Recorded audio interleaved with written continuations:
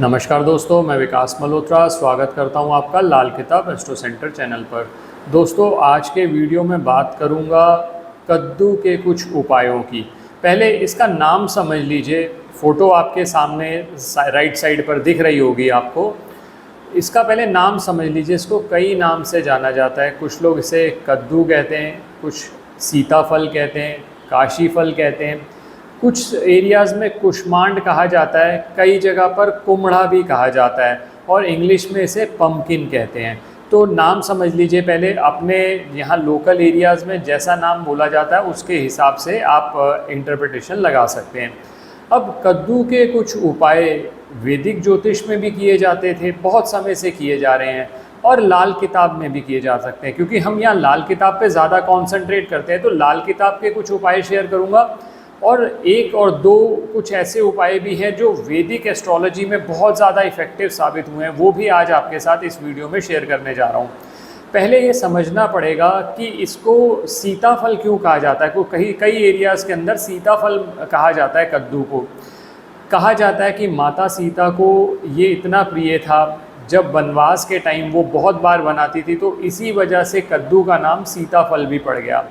कद्दू को कुष्मांड भी कहा जाता है। कुष्मांड माँ दुर्गा का चौथा रूप माना जाता है, जिसकी चौथे नवरात्रे में पूजा की जाती है, तो उनके नाम से भी ये जाना जाता है। तो आप समझ ही सकते हैं कि इसकी कितनी महत्वता है। लाल किताब के हिसाब से बात करी जाए तो यहाँ जो भी आज मैं उपाय बात करूँगा, कद्दू दो तरह के होते हैं ब्रॉडली स्पीकिंग। एक होता है पीला कद्दू और एक होता है सफ़ेद कद्दू किस कहते हैं, या कई लोग इसे पेठा भी कहते हैं। सफ़ेद पेठा जो होता है उससे आगरा में जो पेठा बनता है और मिठाइयाँ बनती हैं।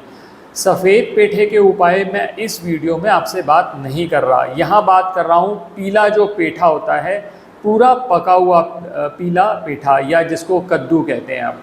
ये जो पीला रंग है ये बृहस्पति से संबंधित है। अब बृहस्पति के अलावा जो इसके अंदर खाली आकाश है जिसको कहते हैं हम, वो बुध से संबंधित है, और वैसे भी इसकी गोलाई भी जो है वो भी बुध मानी जाती है। और जो इसके अंदर बीज और रेशा होता है वो राहु से संबंधित माना जाता है।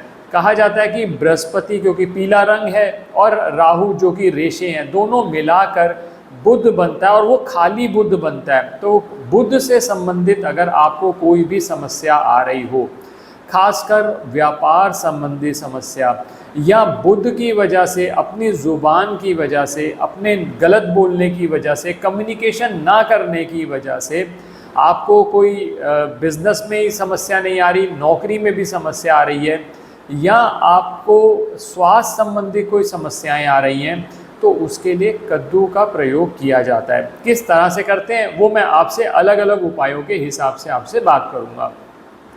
सबसे पहला उपाय जो बहुत इफ़ेक्टिव साबित हुआ है, अगर आप ये देखते हैं कि घर का कोई व्यक्ति बहुत समय से बीमार चल रहा है, किसी भी वजह से बीमार हो सकता है बीमारी डायग्नोज भी ना हो रही हो, और अगर डायग्नोज नहीं हो रही, भ्रम बना हुआ है, टेस्ट सही आ रहे हैं, व्यक्ति बीमार है, तो खासकर ये समस्या ज़्यादा मानी जाती है कि ये राहु से संबंधित समस्या है।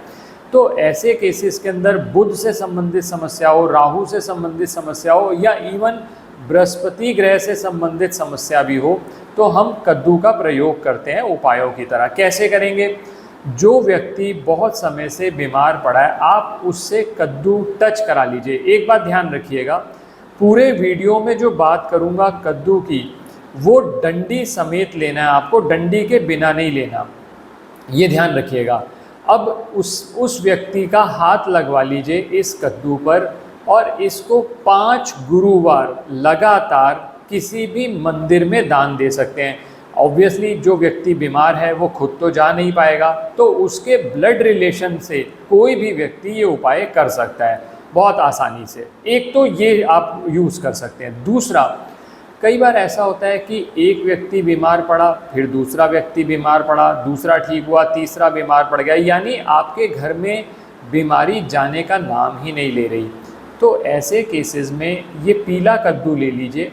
ये पीले कद्दू का दो तरह से प्रयोग होता है दोस्तों, या तो सब्जी बनाने में इसका प्रयोग होता है, या इसका हलवा बनाया जाता है।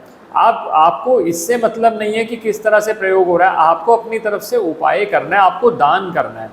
अब इसमें क्या करना है, मान लीजिए आपके घर के सभी मेंबर्स को ये प्रॉब्लम्स आ रही हैं, कोई एक बीमार पड़ता है, वो ठीक हुआ, दूसरा बीमार पड़ गया, तो एक पीला कद्दू ले लीजिए, गुरुवार वाले दिन 1 महीने में एक बार ये उपाय करना है। सभी मेंबर्स उस पर हाथ लगवा लेंगे। इसको उसारा नहीं किया जाता, इसमें सिर्फ हाथ लगवा लीजिएगा और फिर इसको मंदिर में दान दे दीजिए या धर्म स्थान में दान दे दीजिए। और कोशिश ये करिए कि उस जगह पर दान दे दें जहाँ इसकी सब्जी बनाकर लंगर बांटा जाता हो या हलवा कद्दू की तरह इसको हलवा बना के इसका प्रयोग किया जाता हो। तो ये पहला उपाय मैंने आपके साथ शेयर किया जो कद्दू का प्रयोग करके आप कर सकते हैं। अब मान लीजिए दूसरा सिचुएशन लेता हूँ। जैसा मैंने आपको कहा कि बुध से संबंधित जब भी समस्याएं आ रही हों, कोई भी समस्या हो सकती है बुध से संबंधित कुछ उपाय मैंने पहले भी ऑलरेडी अलग अलग वीडियोस में शेयर किए हैं। कई बार ऐसी समस्या होती है कि हर उपाय किया नहीं जा सकता, तो आप इस उपाय को भी कर सकते हैं अगर आपके लिए ये उपाय करना संभव है। बहुत आसान सा उपाय है। जो व्यक्ति व्यापार में बार बार ये देख रहा है व्यापार नहीं चल पा रहा, थोड़ा सा चला फिर नीचे आ गया, थोड़ा सा चला फिर नीचे आ गया, तो उस व्यक्ति को बुधवार वाले दिन ये कद्दू लेना है, डंडी समेत, पहले बता चुका हूँ। उस पर वो व्यक्ति हाथ लगाते वक्त धर्म स्थान में खुद देकर आए जो व्यक्ति इस बिजनेस को कर रहा है। वो व्यक्ति धर्म स्थान में खुद जाए बुधवार वाले दिन। और इसके लिए दोस्तों एक ही कंडीशन है, ये उस धर्म स्थान में दीजिए जहाँ पर इसका लंगर में प्रयोग या सब्जी बनाकर प्रयोग होती है। अब बहुत सारे व्यक्ति, कई बार ऐसा भी प्रॉब्लम उनको होती है कि हम धर्म स्थान में तो दे देंगे लेकिन हमारे लिए सब्जी वहाँ पर सब्जी नहीं बनाई जाती उसकी, या उसको प्रयोग नहीं किया जाता, तो उस उपाय का फिर फ़ायदा नहीं होगा आपको। तो इस उपाय को करना है तो तभी कर पाएंगे किसी भी धर्म स्थान में जहाँ पर उसका सब्जी की तरह प्रयोग हो। आप कद्दू दे दीजिए, वहाँ सब्जी बन जाए जो आगे लंगर में बढ़ जाए कहीं पर भी। तो ये दूसरा उपाय, व्यापार में आपके आप देखेंगे ये बुध से संबंधित जो समस्याएं आपकी आ रही थी वो भी ख़त्म हो गई और व्यापार आपका आगे बढ़ने लगा। ये दो मैंने आपके साथ उपाय पे बात करी। तीसरा उपाय जो बात कर रहा हूँ ये उस सिचुएशन में किया जा सकता है जब शत्रु बाधा बहुत ज़्यादा हो, शत्रु बहुत परेशान कर रहे हैं, बहुत कोई ना कोई आपके अगेंस्ट प्लॉटिंग करता रहता है। बहुत सारे लोग मिलते हैं, बात करते हैं, तो वो कहते हैं कि हमारे साथ सबसे बड़ी प्रॉब्लम ये होती है कि हम जरा सा कुछ ऊपर जाने लगे तो नीचे खींचने वाले बहुत ज़्यादा होते हैं। और वैसे भी आज की डेट में जरा सा भी आप ग्रो करेंगे तो बहुत से लोग आपको नीचे गिराने के लिए तत्पर रहेंगे। तो ऐसे में अगर शत्रु बहुत ज़्यादा तंग कर रहे हैं तो एक उपाय किया जा सकता है। ये उपाय मंगलवार वाले दिन होगा और इस उपाय को आप कम से कम 8 मंगलवार करेंगे, लगातार करना है। अब इसमें करना क्या है, आप पीला कद्दू ले लीजिए। पीला कद्दू लेने के बाद जो हनुमान जी को सिंदूर लगाया जाता है वो ले लीजिए और चमेली का तेल ले लीजिए।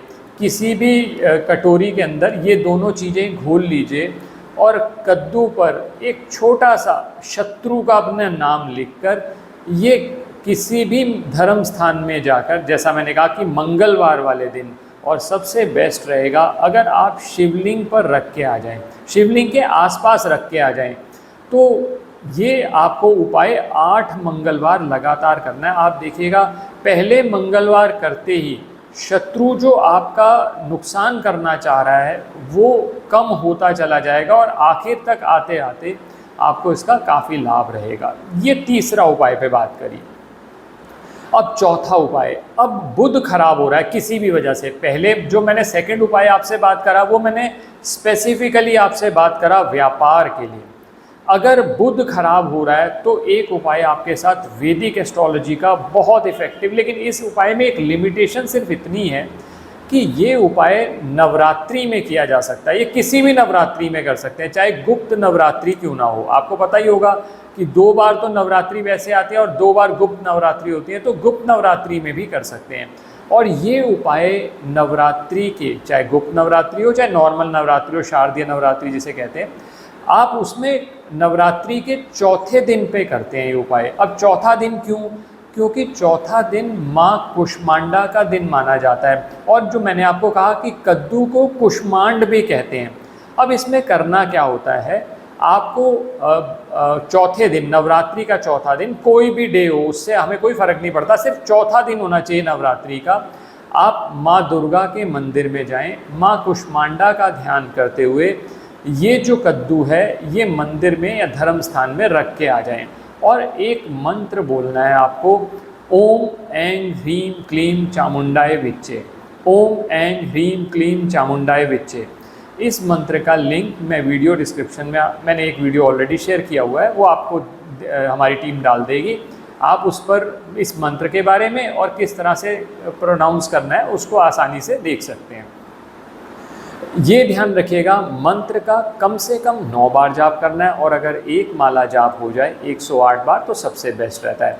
बहुत से लोग ये पूछते हैं कि माला कौन सी यूज़ करनी चाहिए। सबसे बेस्ट रुद्राक्ष की माला रहती है, बाकी स्पेसिफिक मंत्र जब बताए जाते हैं तो उसके हिसाब से माला अलग अलग होती हैं। वो प्रयोग तब बताया जाता है जब आप उसके लिए स्पेसिफिक कंसल्टेशन लेते हैं कि कौन सा मंत्र आपको दिया जा रहा है।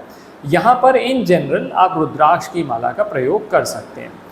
आखिरी उपाय, ये आखिरी उपाय तब है जब घर में गृह कलेश बहुत ज़्यादा हो रहे हैं, घर में दुख संकट ख़त्म ही नहीं हो रहे, मनोकामना बहुत समय से कोई चीज़ की आप लेके चल रहे हैं, मतलब आपके मन में बहुत सारी चीज़ें चल रही हैं, तो उसके लिए ये उपाय किया जाता है। इस उपाय में कद्दू की बलि दी जाती है।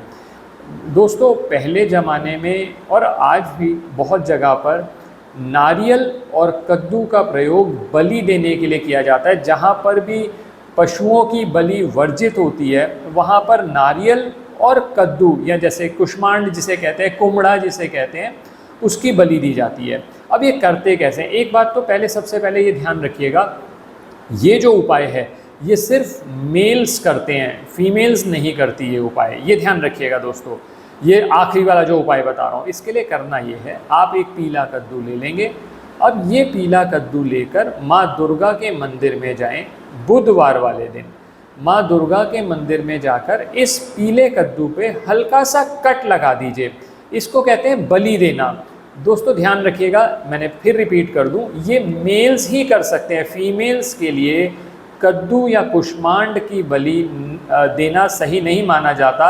ये माना जाता है कि कुष्मांड जो है वो ज्येष्ठ पुत्र की तरह है, तो फीमेल्स को ये अलाउ नहीं किया जाता कि कद्दू काट कर इस तरह से माता पर चढ़ाएं। ध्यान रखिएगा दोस्तों, ये सिर्फ मेल इंडिविजुअल्स कर सकते हैं। वो क्या करेंगे, हल्का सा कट लगाकर, हल्का सा आपने कद्दू के ऊपर से कट लगाया और ये माता पे चढ़ा दिया वेडनेसडे वाले दिन किसी भी मंदिर में। और कोशिश करिए ये कम से कम 5 वेडनेसडे आप ये उपाय करें, और माता से प्रार्थना करते हुए कि आपकी सभी जो प्रॉब्लम्स हैं आप अपने मन में लाएं कि इनका निवारण हो। और दोस्तों इसमें एक मंत्र पढ़ा जाता है, सिद्ध कुंजिका स्तोत्र। इस मंत्र को 2 रास्ते हैं आपके पास, या तो मंदिर में बैठकर पढ़ लीजिए या फिर आप घर में भी इसका जाप कर सकते हैं। लेकिन जब मंदिर में आप नहीं पढ़ रहे तो आपको वो मंत्र जो मैंने ऊपर बताया था चौथे वाले उपाय में, ओम ऐं ह्रीं क्लीं चामुंडाय विच्चे, उसका जाप जरूर करना है। सिद्ध कुंजिका स्तोत्र का वीडियो आपको लिंक में मिल जाएगा। सिद्ध कुंजिका स्तोत्र अगर आप जाप करते हैं घर पर या मंदिर में तो आप निश्चित मान के चलिए माँ दुर्गा की कृपा आप पर ज़रूर होगी। दोस्तों आशा करता हूँ वीडियो पसंद आया होगा। अगर वीडियो पसंद आया तो लाइक करें, बाकी लोगों के साथ भी शेयर करें, और चैनल पर अगर नए हैं अब तक सब्सक्राइब नहीं किया तो प्लीज़ सब्सक्राइब कर दें, बेल बटन को पुश कर दें, और किसी भी तरह के ज्योतिषीय परामर्श के लिए हमारी वेबसाइट्स पर विजिट करके अपॉइंटमेंट बुक कर सकते हैं, जिनका लिंक डिस्क्रिप्शन बॉक्स में दिया हुआ है। धन्यवाद दोस्तों।